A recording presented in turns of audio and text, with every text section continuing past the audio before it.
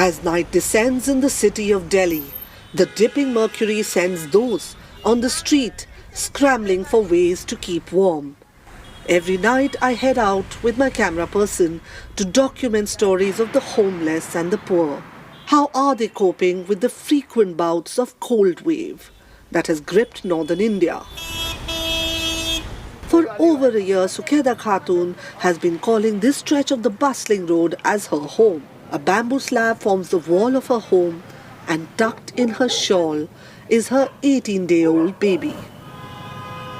Sukheda may not have heard of the word climate change, but her life on the streets is definitely governed by the weather. A good day, she says, is when the sun comes out to warm her cold body. Her 8-year-old son arrives. He's wearing layers of clothes but no shoes. The rats keep taking my shoes away, he complains.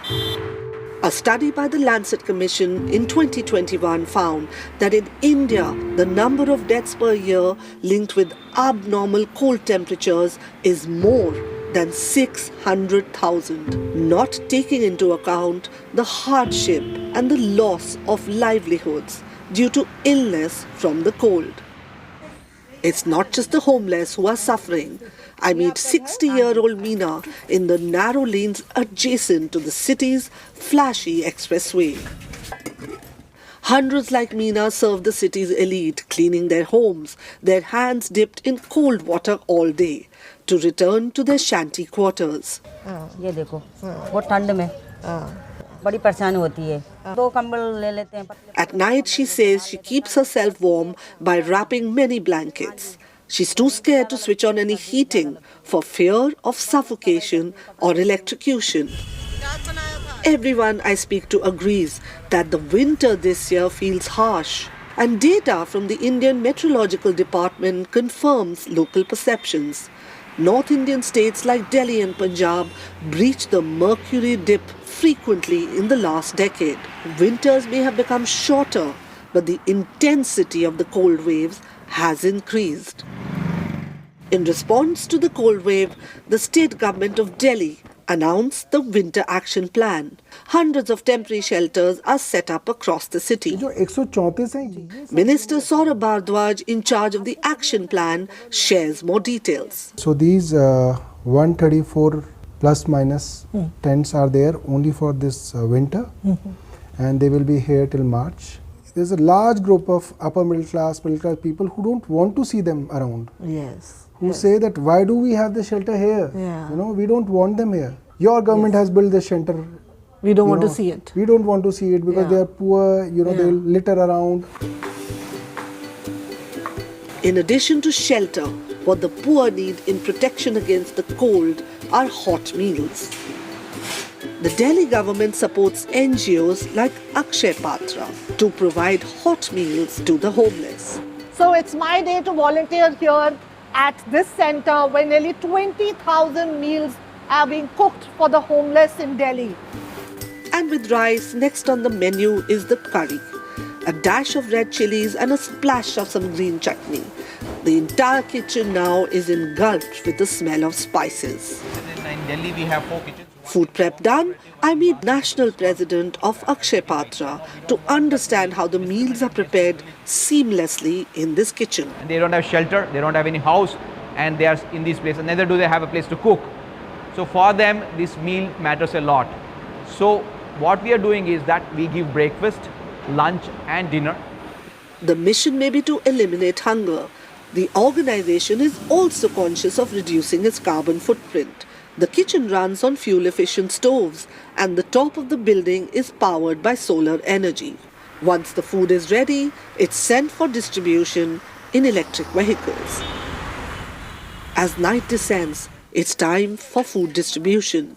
Scientists have predicted that extreme weather may be the norm in the future. Extreme cold weather in the winter for a few days and intense rains in the summer. So the question is, how can we make our cities climate resilient? I am on my way to meet 2 individuals who may have some solutions. Arunabha Ghosh, who heads the Council for Energy, Environment and Water, emphasizes the need for high quality data for better interventions.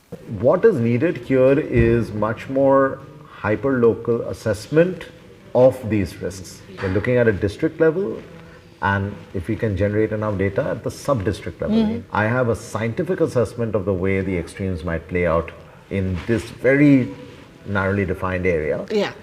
Now let's map it to vulnerable population. Ghosh urges that it's not just about providing physical infrastructure, but also the creation of social infrastructure, whether it's through the soup kitchens It's not just a layered fabric. or providing low-cost technologies like hand mittens and electric overcoats to reduce exposure to the cold. This already feels quite warm. My next stop is at the office of architect Pankaj Gupta. He is of the view that climate resilience for the poor can only be achieved by a more equitable view of city design.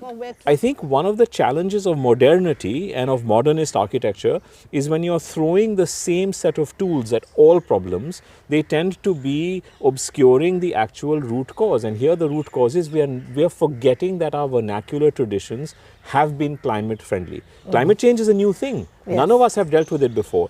Pankaj advises that city planners need to go back to the basics, to the Indian ethos of building with local materials that is more suited to local weather conditions. On my last day of chronicling this story, I meet Rabia. She's been living in the temporary shelters for almost a month. Her troubles seem big, but she has enough kindness in her heart to provide refuge to a tiny kitten wrapped in her shawl, who is also cold. Her story, a reminder that even at its worst times, the human spirit can be strong.